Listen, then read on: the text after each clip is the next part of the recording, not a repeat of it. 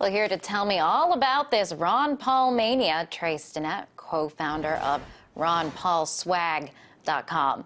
Welcome, Trey. So he hasn't won a caucus yet, but he and his supporters don't seem to be giving up. That's right. Ron has been a very strong candidate supporting a movement, supporting a way of thinking, and the way of thinking is not going away. So, whether or not he has won any of the straw polls yet isn't going to slow down any of the fervor that is being built up around his campaign. Now, Trey, at this point, we're getting later and later on in the nomination process here, and it doesn't look like he will make it to the White House. So if he doesn't, what's next for Ron Paul supporters? Well, I think that Ron Paul's support really is about the ideas. It's about liberty. It's about the philosophy of applying freedom in every part of your life, especially in your philosophical relationship with each other, and extending that to the government. So when we look at Ron Paul, both in 2008 and now again in 2012, he's a candidate of ideas, a candidate of issues, and he brings more and more people on board every month that he's in the race. So if he was to get out now or get out before the national convention, that would actually be very unhelpful, I think. Now, as you said, Ron Paul, a lot of it behind him is the ideas and what he stands for. How successful has he been so far, would you say, in changing the dialogue in U.S. politics? And if he doesn't make it to the White House, how will his followers continue to impact that dialogue? Well, I think he's changed it in a great way. If you just look at 2008, the first Tea Parties were not started after 2009. They were started when Ron Paul was running in 2007.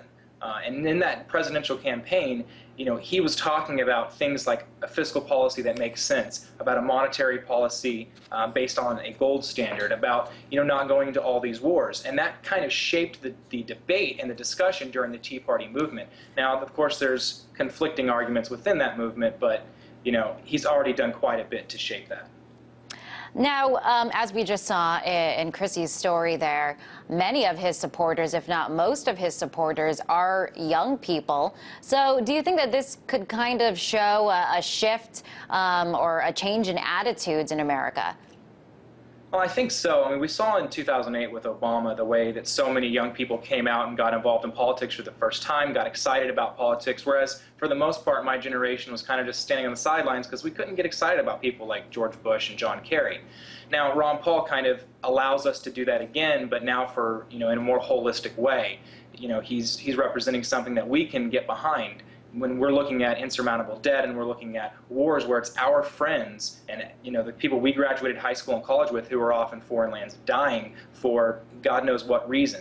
The majority of the people in this country are against the wars in Afghanistan.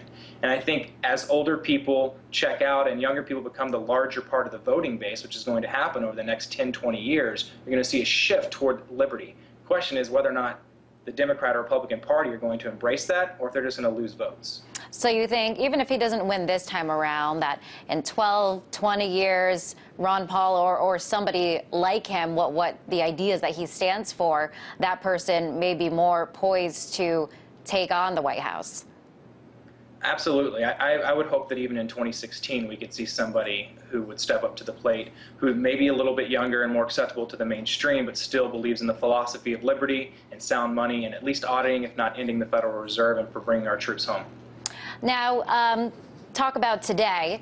If he doesn't get this nomination, where will his fans turn to? Who would they vote for? Obviously, they're not happy with the Republican establishment. They're not happy with the Obama administration. What then will his supporters do in terms of voting? The majority of them will stay home. I think Ron represents and brings so many young people into the Republican Party who have no interest in being involved in a party that doesn't represent liberty and freedom. And the Republican Party has moved so far away from that with things like the Patriot Act and the bailouts in 2008 that we're not going to stick around just because Ron is a Republican. Until the Republican Party learns to believe in liberty, until the Republican Party starts promoting the philosophy of freedom, I think the majority of voters are going to stay home. If they show up to vote, it'll be a protest vote, either writing Ron Paul in or voting for a third-party candidate. So Romney or Santorum or Gingrich, probably not Gingrich, if they win the nomination, they shouldn't really bank on Ron Paul supporters for any more votes. Is what you're saying. It's funny trying to figure out what they're thinking. I'm a big fan of the Daily Paul, and I'm on there all the time, and I noticed that there's Santorum ads. And I was actually speaking with Representative Kurt Wallace from the Daily Paul, who was telling me that Santorum specifically pays to be on Daily Paul.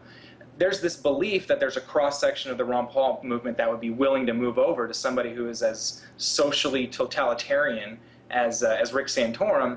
It's kind of misguided. So no, I don't believe they should be depending on a cross-section coming from the Ron Paul movement or from the Liberty movement unless their rhetoric changes. And honestly, I don't think rhetoric changes would be enough.